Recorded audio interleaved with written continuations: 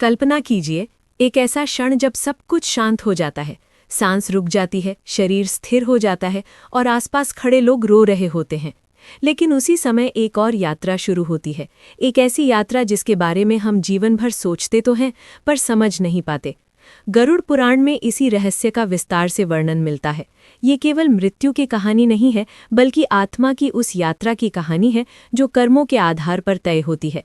कहा जाता है कि मृत्यु अंत नहीं है, बल्कि दरवाज़ा है, एक नए अनुभव की शुरुआत। गरुड़ पुराण के अनुसार जब किसी व्यक्ति की मृत्यु होती है, तब सबसे पहले आत्मा को ये एहसास ही नहीं होता कि वो शरीर छोड़ चुकी है। आत्मा अपने ही शरीर को देखती है, अपने परिवार को रोते हुए देखती है और एक अजीब सी उलझन में पड़ जाती है। उसे लगता है कि वो अभी भी जीवित है।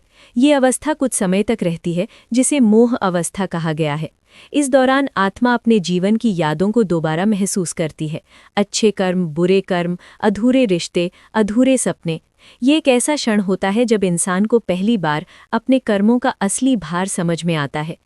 धीरे धीरे आत्मा को ये अनुभव होने लगता है कि अब वो अपने शरीर को नियंत्रित नहीं कर सकती।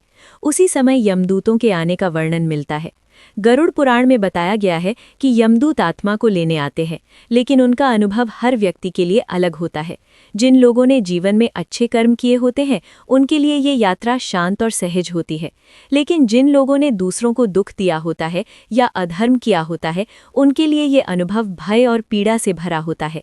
ये विचार हमें ये समझाने के लिए बताया गया है कि जीवन के हर छोटे बड़े कर्म का प्रभाव मृत्यु के बाद भी बना रहता है। कहा जाता है कि मृत्यु के बाद आत्मा को यमलोक की यात्रा करनी होती है।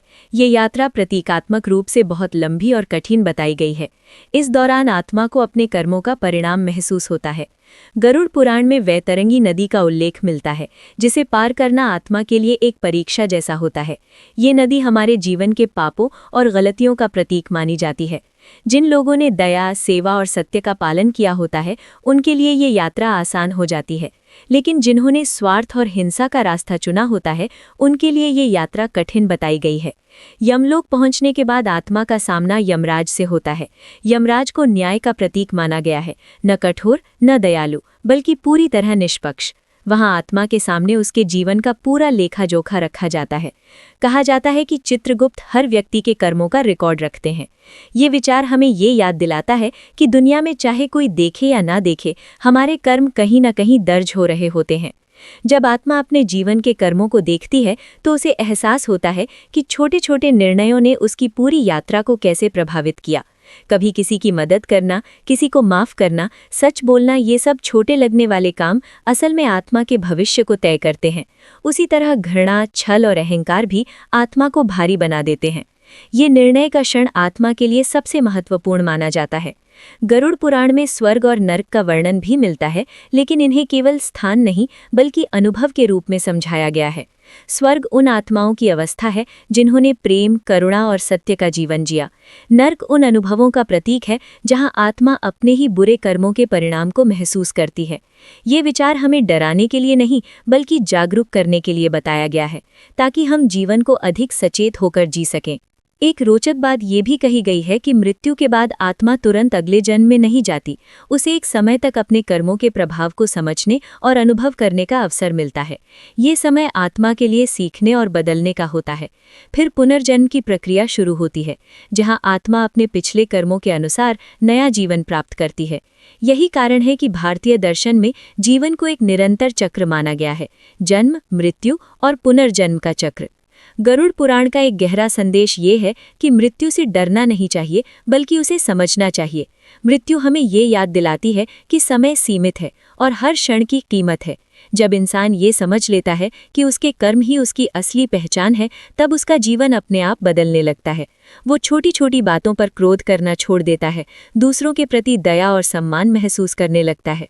कभी कभी हम सोचते हैं कि जीवन में न्याय नहीं होता, अच्छे लोगों के साथ बुरा क्यों होता है और बुरे लोग सुखी क्यों दिखाई देते हैं।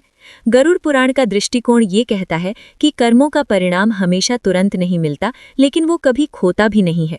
हर अनुभव, हर संघर्ष आत्मा की यात्रा का हिस्सा होता है। ये विचार इंसान को धैर्य और विश्वास देता है। आत्मा की यात्रा का वर्णन हमें ये भी सिखाता है कि जीवन का असली उद्देश्य केवल धन या प्रसिद्धि नहीं है। असली उद्देश्य आत्मा को बेहतर बनाना है। जब हम प्रेम, सेवा और सच्चाई के साथ जीते हैं, तब हम केवल अपने वर्तमान को नहीं बल्कि अपने भविष्य को भी बदलते हैं। यही कारण है कि संत और ऋषि हमेशा कहते आए हैं कि इंसान को अपने भीतर झांकना चाहिए। कल्पना कीजिए कि अगर हर इंसान को ये याद रहे कि उसके हर कर्म का असर उसकी आत्मा पर पड़ता है, तो दुनिया कितनी अलग हो सकती है।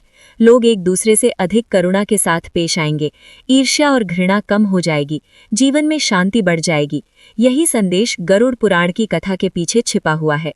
मृत्यु के बारे में सोचने से अक्सर डर लगता है, लेकिन जब हम इसे आत्मा की यात्रा के रूप में देखते हैं तो ये डर धीरे धीरे समझ में बदल जाता है। ये समझ हमें जीवन को अधिक अर्थपूर्ण बनाने के लिए प्रेरित करती है। हर दिन, हर निर्णय, हर संबंध, सब कुछ महत्वपूर्ण हो जाता है। हम ये महसूस करने लगते हैं कि जीवन केवल जीने के लिए नहीं बल्कि सीखने और विकसित होने के लिए है। अंत में ये कहानी हमें एक सरल लेकिन गहरा प्रश्न पूछने के लिए मजबूर करती है। अगर आज हमारी आत्मा को अपने कर्मों का सामना करना पड़े तो क्या हम संतुष्ट होंगे? यही प्रश्न इंसान को बदल सकता है। यही प्रश्न जीवन को दिशा दे सकता है। और शायद यही कारण है कि गरुड़ पुराण की ये कथा सदियों से लोगों को सोचने पर मजबूर करती रही है। जीवन अस्थायी है, लेकिन आत्मा की यात्रा अनंत बताई गई है। इसलिए हर दिन को इस तरह जीना कि अंत में पछतावा न हो, यही सबसे बड़ी आध्यात्मिक समझ है। जब इंसान ये समझ लेता है, तब मृत्यु का भय कम हो जाता है और जीवन का मूल्य बढ़ जाता है। यही इस पूरी कथा का सार है। मृत्यु अंत नहीं, बल्कि आत्मा की एक और शुरुआत है।